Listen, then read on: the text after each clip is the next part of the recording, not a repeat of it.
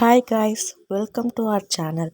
இன்றைக்கி நம்ம என்ன பார்க்க போகிறோம் அப்படின்னா, சிம்பிளாக எக் நூடுல்ஸ் எப்படி பண்ணுறோன்னு பார்க்க போகிறோம். அதுக்கு தேவையான பொருட்கள் வெங்காயம், தக்காளி, கேரட், 4 முட்டை.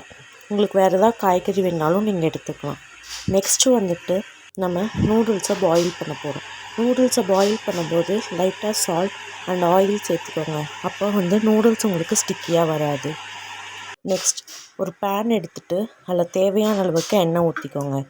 எண்ணெய் நல்லா காஞ்சதும் அதில் நீங்கள் எடுத்து வச்சுருக்க வெஜிடபிள்ஸ் எல்லாமே onion, tomato, carrot and vegetable of your choice. உங்களுக்கு என்னெல்லாம் வெஜிடபிள் தேவையோ அதெல்லாம் ஆட் பண்ணி அந்த வெஜிடபிள் நல்லா வணங்குறதுக்காக லைட்டாக சால்ட்டு சேர்த்து நல்லா வணக்கிக்கோங்க. நல்லா அது கோல்டன் ப்ரௌன் ஆகிற வரைக்கும் நல்லா சாட்டே பண்ணிக்கோங்க.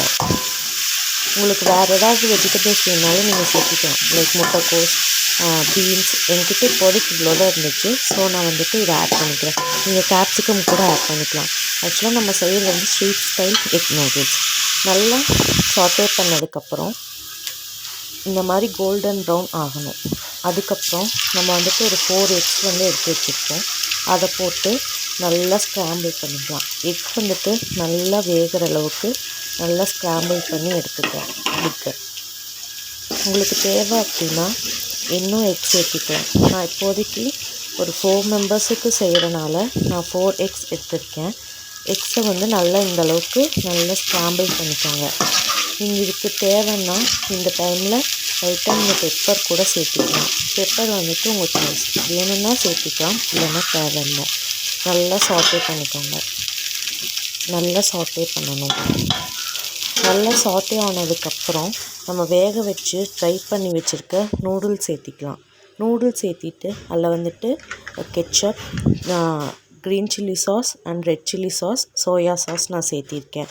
இது தேவையில்லை அப்படின்னா நீங்கள் ஸ்கிப் பண்ணிக்கலாம். இது மேண்டேட்ரி கிடையாது. உங்களுக்கு வேணும்னா ஆட் பண்ணிக்கோங்க, இல்லைன்னா ஸ்கிப் பண்ணிக்கலாம். அதுக்கப்புறம் நூடுல்ஸுக்கு தேவையான அளவுக்கு சால்ட் நம்ம ஆட் பண்ணுறோம்.